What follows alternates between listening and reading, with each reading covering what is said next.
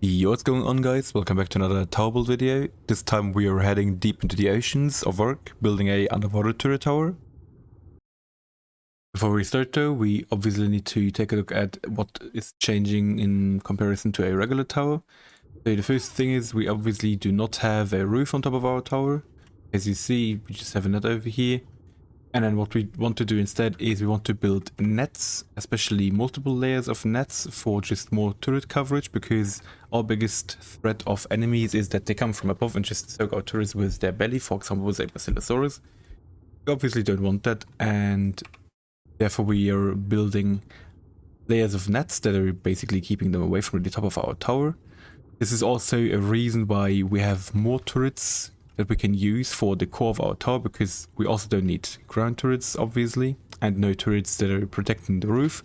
What we want to take care of though is that we don't spread our turrets too far on a vertical level, because obviously if we're being attacked from above, the turrets at the top will shoot first and the turrets which are low will shoot later.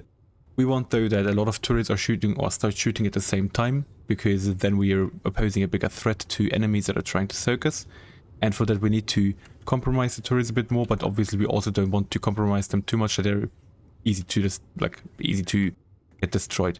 There's multiple things that you can do, and I have picked that thing or the design that in my opinion is the most fitting for that, but obviously you can also do the core of your tower on different ways, right? Or spread more turrets to the cage of your tower, outside cage. Or maybe like this, where they're like widely spread. But obviously if we're being attacked from one side, only these turrets will shoot first, and then later these ones. We don't want that. We want most of them to shoot at the same time. So there's a lot of things that you can do, but I'm going to just show you the method that I did pick for my tower. Let's get into it. Also, just a little note on the side, if you're enjoying the builds and the content, maybe consider hitting the subscribe button. It really helps out the channel, and I'd love to have you along for the ride. And if you liked the video, dropping a like is always appreciated. Besides that, if you have any questions, you can also join my Discord. The link should be in the description below. Let's get into it. Once you've picked yourself a good spot, you want to start with the foundation, and then from the foundation you go 2 pillars up. And at the tip of the pillar, you can place vacuums again. It doesn't work with walls, it's only working with pillars from my understanding. You want to build a star-like looking structure just like this. You go up 2 vacuums again, we build another star. And then all of these we want to obviously unlock. Flush this side over here. And you can go through and open all of these sections over here. It will then look like this.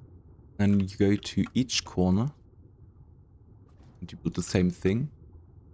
A wall on every side of those vacuums. A pillar into the inner section of the double door frame.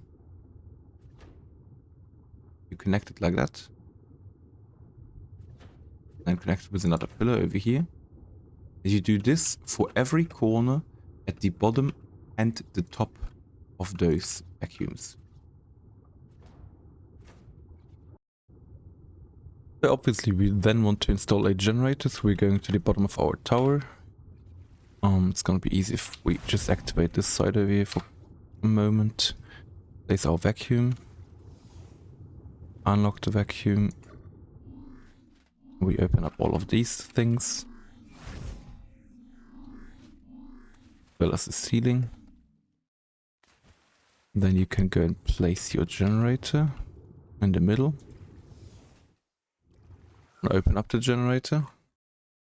You want to put in element in here, and you want to add this as input and then just put 1 stack in. So later when we refill this with this 8 bot, he will, when this is empty, fill it up so that it will always have 1 stack. I can actually, just to be safe, you could also put it to 5 stacks. And then whatever you put into this 8, but you will definitely put it in here. Just to be safe, right? Then we're done. And then just like above the water, I'm gonna drop vaults on top of it. With the ladder trick.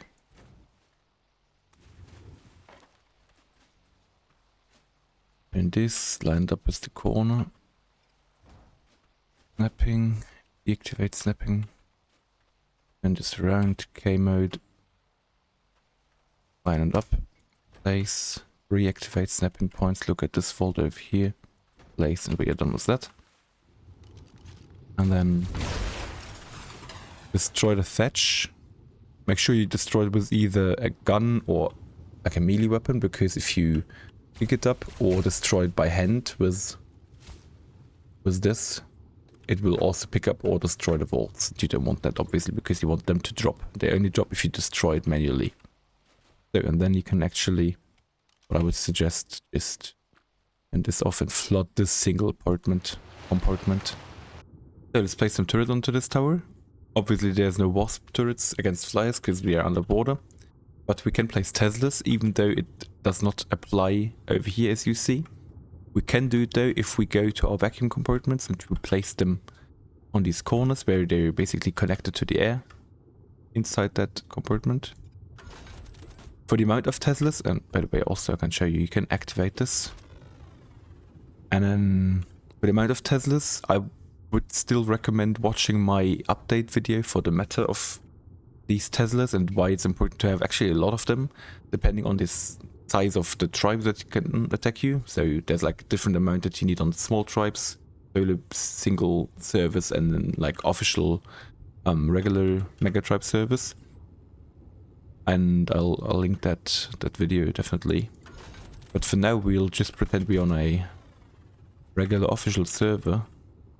So I actually want a total of 8 Teslas at the bottom level and 8 Teslas at the top level. So as you see, those Teslas, they're almost 2 walls high, so we can't place another turret over here. So we're gonna spare out on a few turrets over here, which is still good though, because we anyways want a few more shit to float around in our cage later. So when we got all of our turrets placed, we're just gonna go ahead and make these apartments completely invisible, draining them.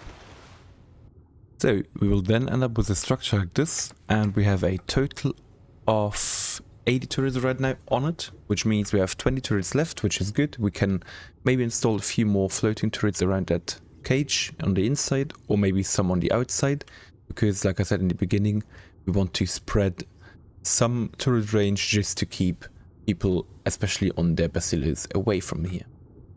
And obviously then you would just want to build your foundation. I'm running a 16 by 16 foundation over here, and then you can obviously do smaller or bigger, but always keep in mind we are underwater. We have in generally bigger tames than above the water, and you maybe, if you want to sit in here with a squid to defend it, you need more space than more cage.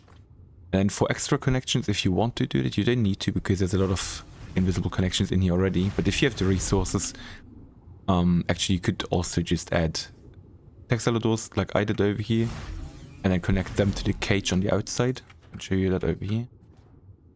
Gonna work perfectly fine. And that gives you just like a bit more stability. If you have other sizes there of your cage, you can also just use the 3x3s or tech like 1x1s, just like these, to connect it. It's all the same basically, as long as it's connected actually with snapping points.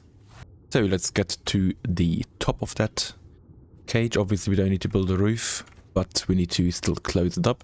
So you need to install a thin pillar in every double door frame connection at that top level. When you have a pillar everywhere installed, there's 2 ways that you can do it. Either use double door frames and you just drag them in one direction over here. That already is pretty much enough, but it obviously also creates a bit more LOS. The only really good thing that it gives you is that it has more HP than the second method, but I'm still going to choose the second method, and that is to use pillars, and we're just going to create a complete net out of pillars like this. They have a bit less HP, but as you see, they basically create no LOS at all. Almost no LOS. So this is basically already almost every basic structure of our tower. Obviously you want to make those things invisible. See them. You can also install more of them if you want to. And like I said, we have 80 turrets, so we have 20 left. You can do whatever you want with them actually. You could spread a few more in the cage over here or just put them on top. I like to, because that's the next thing that we want to do, create them or place them on top of the first layer of netting already. So how we create this is from our cage, we, again with thin pillars, we go up and you place your vacuum chamber, and then you can just place another one, place the next one and pick the one in the middle up. You can create whatever pattern that you want and the certain density that you're aiming for. For example, over here it's pretty dense, right? We also do this just at the outlining or whatever, and then obviously you want to spread this maybe further out, maybe not on top of the tower over here because we are already in turret cap over here, so we can't place more than the 20 on top right here. But then obviously you also want to go even higher than this and then build a next layer on top of that, because like I said, because we want to keep the enemies as far away as possible from the top of our tower. So to create the netting then, it's just simple double door frames that you snap to those vacuum chambers and then you can drag them all the way around. If you want an like very cheap method, you could also just leave it open, create foundation support on the bottom layer and then drag this out just like with a regular Ling. The only thing that you need to do then is connect this net to the tower, which connects it to the bottom foundation support, which you should do anyways. Like you should always connect that net to your tower. Let's do that perfectly. And then I suggest for that maybe just every corner of your tower, and then every once in a while where like if you have big distances, just drag the double door frames up and create the netting on top. So now that you can easily see, I left the thatch walls, which obviously gonna be replaced by double door frames.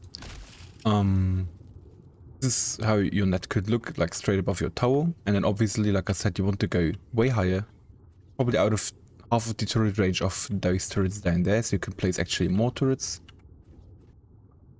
Okay, so here I prepared a few things. So as you see, first thing, very big net now, pretty high above the ground. And as you see, we can just drag our double door frames all the way across because we have those foundations on the bottom over there. Obviously, if you don't use vacuum chambers, you do want to connect those things with ones below at multiple points, not only those corners of the towers. And then obviously, if those turrets would be in the same grid, you want to connect the next tower to the structure as well, and tower back there, and then maybe even a floating tower like this one, which is very outdated. I think it's like over a year old now, so I should probably make a new one actually. But besides that, you could also use vacuum chambers. This is the biggest that you can go. Vacuum chambers, one vacuum chamber, 3 empty spaces and then another one, and you can make a completely going through line. You could also make it denser though, but there's no way you can make it bigger than this. And you can drag this all the way across your area to create those netting layers. Yeah, I think that's everything I can say. Oh, actually no. For example, over here, one more thing. If you have your connection down there, you can also insert a pillar over here. You create a snap point that's going around the corner, obviously, right? And drag this over here if you want a more dense net without vacuum chambers, right? So this is one more thing. And you could also, for example, I want to create a netting from there to there, like a connection. I insert a pillar over here. And I can drag this all the way over here. I connect those two with the pillar, so even if this gets destroyed over here, the rest over here still floats. And then obviously if you have multiple connections, everything is connected together if you insert pillars in those connect points, and it's gonna be very good. I think that's it for the video, guys. What do you think about it? And besides that, I'm gonna see you in the next one. Bye bye.